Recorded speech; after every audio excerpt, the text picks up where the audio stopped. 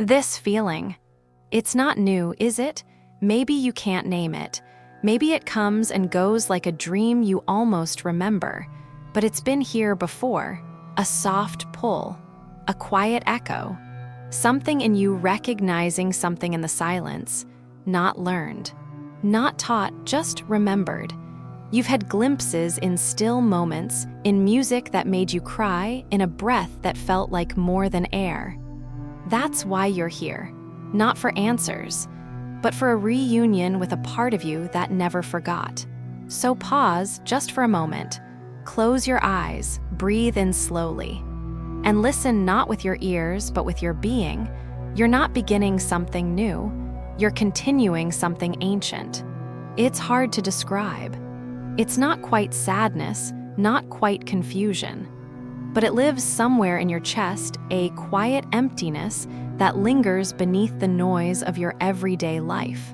You feel it in the middle of conversations, while driving home from work, or even during those rare quiet mornings when everything should feel fine. And yet, it doesn't.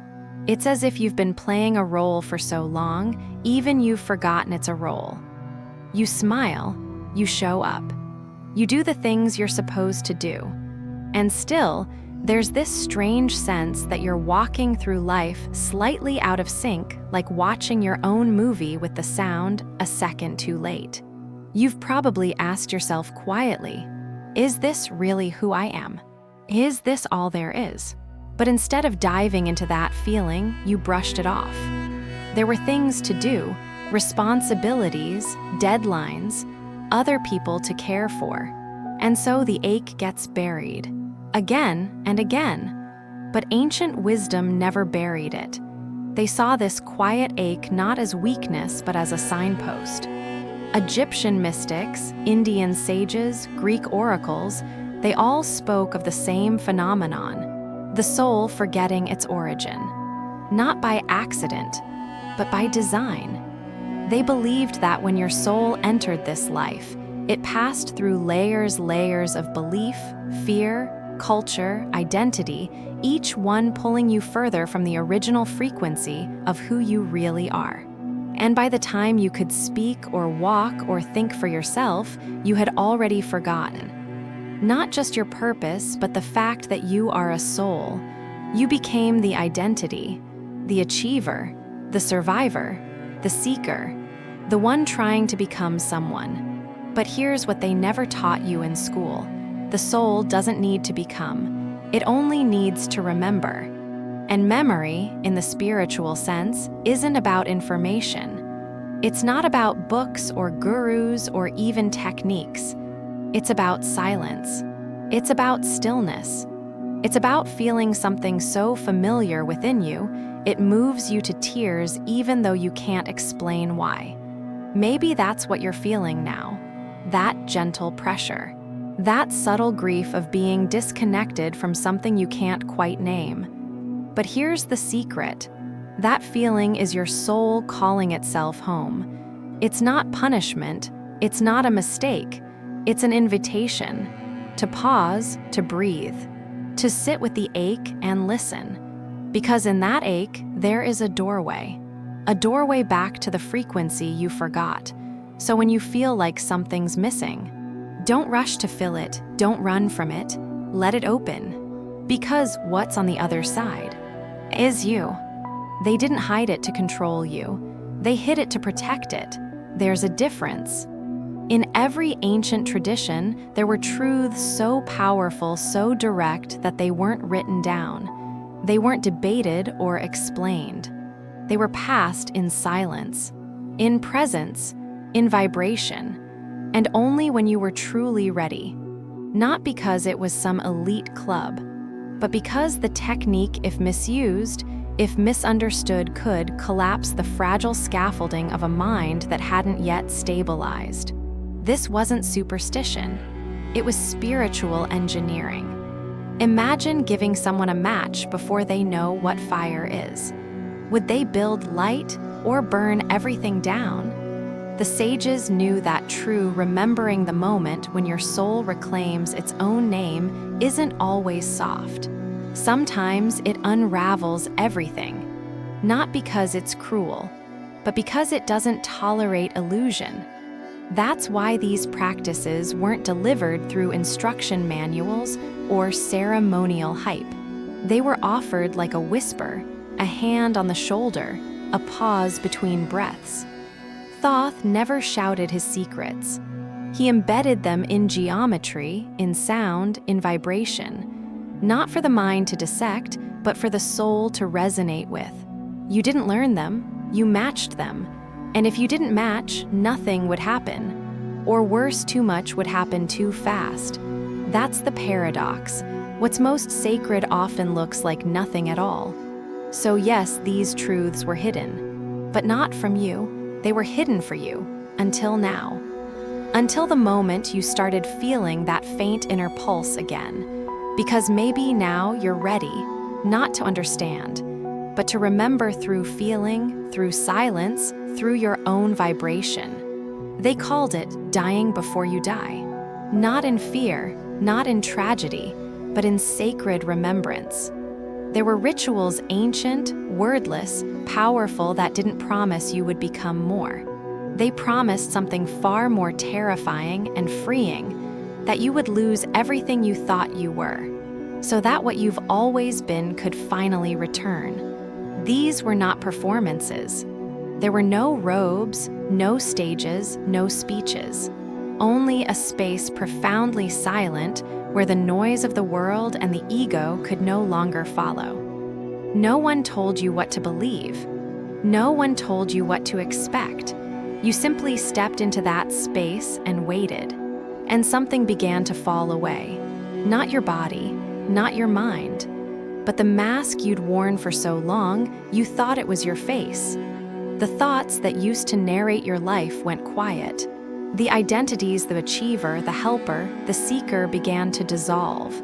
Even fear, even doubt softened like mist in morning sun. And beneath it all, something began to move. Not a voice, not a vision, just a frequency. Subtle, steady, familiar. It didn't say your name. It was your name. That's when you realized you'd never been far. You'd simply been hidden beneath layers of thought, memory, pain, roles, shoulds, noise. And this ritual, this vibrational ceremony wasn't teaching you anything. It was removing what you were not. It was a death, yes, but only of the illusion. Only of the self you were never truly meant to carry. And once that self began to fall, you didn't feel lost. You felt lighter. You didn't feel empty. You felt open. Because the soul doesn't need to be built. It needs to be uncovered. And it's uncovered not through striving, but through surrender. That's why these rituals were silent. That's why no master stood before you. Because the only one who could walk that doorway was you. And the moment you did, you remembered, not as a concept, not as belief, but as a felt truth pulsing inside your very breath. I have always been this. I only forgot. So if parts of you are starting to unravel now, if you feel the pull to let go of things that once defined you, don't panic. You're not breaking, you're remembering. And the false self, it's not being destroyed. It's simply stepping aside to make space for the one who is always waiting. Not every thought is yours. Let that settle for a moment, because it might be the most liberating idea you've ever heard. We grow up thinking that if a thought appears in our mind, it must mean something. It must be a part of us. It must be true. But what if it's not? What if thoughts are more like visitors passing through the house of your awareness, and not all of them are invited? You've been taught to identify with what you think. I am anxious. I am a failure. I am not enough. But you are not those thoughts. You are the space in which they arise. You are the one hearing them, not the one creating them. And that's the beginning of freedom. Because when you can step back even for a breath and ask, is this thought really mine? You create distance. You stop clinging. You begin to observe instead of react. Try it now. Close your eyes. Notice what thought floats up first. Maybe it's about your to-do list. Maybe it's self-doubt. Maybe it's just noise. Whatever it is, pause and ask, where did this come from? Is this thought mine? Or did I pick it up from a parent, a teacher, a headline, a memory? You'll notice something strange happens. The thought softens. It starts to lose its grip. It becomes just a thought, no longer you. And in that moment, a layer of identity slips away like peeling off a costume you didn't realize you were still wearing. You don't need to fight the thoughts. You don't need to suppress them. Just see them, witness them. Like clouds passing through the sky, none of them alter the sky itself. That sky is you. The more often you pause and observe, the more you begin to live from that place. That still, open awareness that's not pulled around by every voice in your head. And the quieter those voices become, the more clearly you'll start to hear something else. A deeper rhythm, a calmer frequency, your own soul remembering itself beneath the noise. So the next time a harsh thought appears, don't argue with it, just smile gently and ask, are you really mine? And listen, not with your mind, but with your whole being. There's a kind of seeing that doesn't involve your eyes. It doesn't come with effort or thought or even interpretation. It simply is. Ancient texts spoke of it as the single eye, a way of perceiving not through logic or emotion, but through presence. Pure, unfiltered presence. This isn't intuition as you might imagine it, a gut feeling or a flash of insight. This is deeper. This is awareness itself, not the kind you use, but the kind that uses you once you stop interfering. The single eye doesn't judge. It doesn't categorize. It doesn't rush to make meaning. It sees not in fragments, but in wholeness. Not in stories, but in silence. And in that silence, things appear exactly as they are, not as you wish they were, not as you fear they are, just what is. That's where clarity begins, not when you try harder, but when you stop trying altogether. Right now, try this, close your eyes, take a breath. And instead of focusing on your thoughts, your body, your breath, just let everything be. No fixing, no adjusting, just awareness, open and still. It might feel strange at first, like waiting without knowing what for. But slowly, you'll notice something subtle rise, a sense of calm that isn't attached to anything, a kind of knowing that doesn't need proof. That is the single eye. Not seeing as a function, but as a state of being. You don't force it. You fall into it. And once you do, the world shifts not because the world changed, but because you're no longer looking through the lens of the ego. You're just here, fully, finally, no trying, just seeing. And in that quiet gaze, something ancient within you remembers. This is how I was always meant to see. You've been given many names in this life. Some by your family, some by culture. Some you gave yourself roles you thought you had to play, identities you tried on to make sense of who you are. But none of them are your real name. Your true name isn't something you can pronounce. It's not in any language. It's not even made of sound, at least not the kind you can hear with your ears. Your true name is a frequency. A living resonance that belongs only to you. It vibrates beneath your story, beneath your voice, beneath even your thoughts. It's what you were before you were born. It's what you'll return to when all else falls away. And here's the mysterious part, you've heard it before, not through speakers, not from a guru, but in those rare, silent moments when something within you clicked, even if just for a second. Maybe it happened while watching a sunset, when time dissolved. Maybe it was during meditation, when you felt like you weren't breathing, you were being breathed. Maybe it was in a dream, or a deep cry, or a sudden stillness where everything just made sense. And in those moments, something inside whispered, This is me. That's your name, not as a word, but as a knowing. As a pulse your soul has always remembered, even when your mind forgot. Ancient initiates knew this. They didn't try to name the soul. They listened for its hum. Thoth called it the invisible name, not because it was secret, but because it could only be known in silence. Only felt when everything else was quiet. This is why the old techniques didn't work through instruction. They worked through resonance, through matching your inner vibration with the original tone of your being. And when the match was found, you didn't become enlightened, you simply came home. So the question isn't, what's my purpose? Or who am I supposed to be? The deeper question is, can I remember the vibration of who I've always been? You can't force it, you can't chase it, but you can become still enough to let it rise again like a forgotten melody that's always been playing underneath the noise. And when you do, you'll recognize it instantly, not because you understand it, but because you'll feel tears well up without knowing why. That's the sound of your soul hearing its name. No one tells you this part, not up front anyway, that when you begin to wake up, when your soul starts to remember, when the light begins to return, it doesn't just illuminate the beautiful, it shines on everything. The joy, the truth, the parts of you that felt whole, and also the pain, the fear, the shame you buried, the pieces you hoped no one, not even yourself, would ever have to see again. This isn't a mistake. This isn't a punishment. It's what light does, it reveals.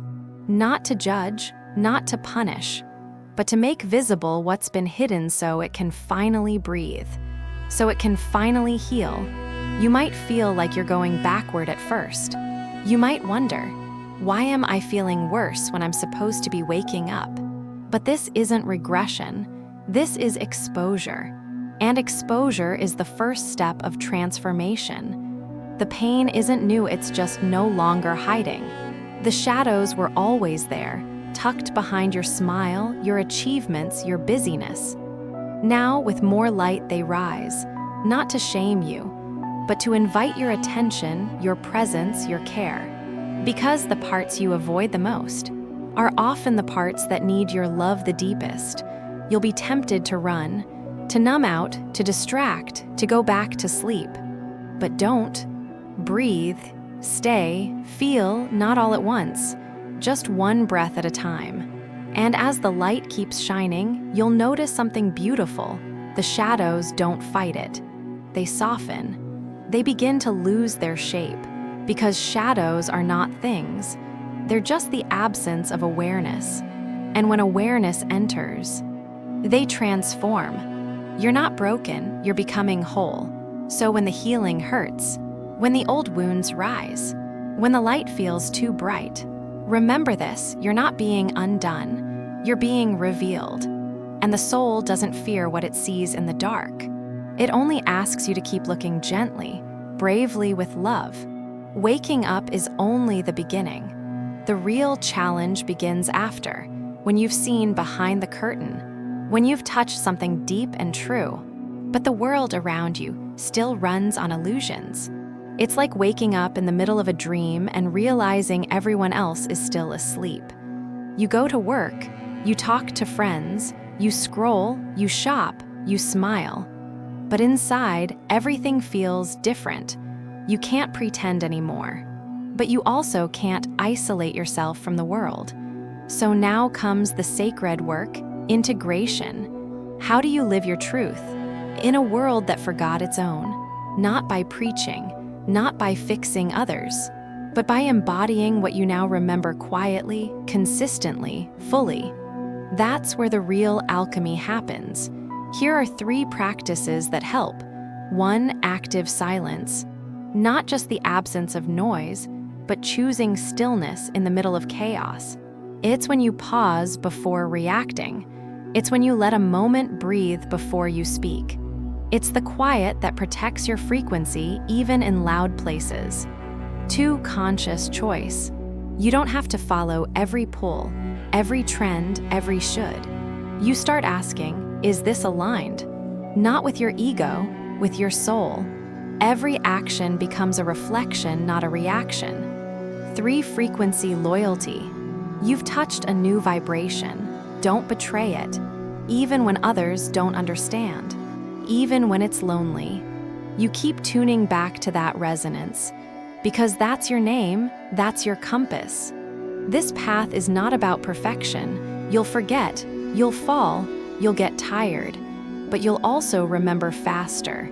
You'll return more gracefully. And over time, something incredible happens.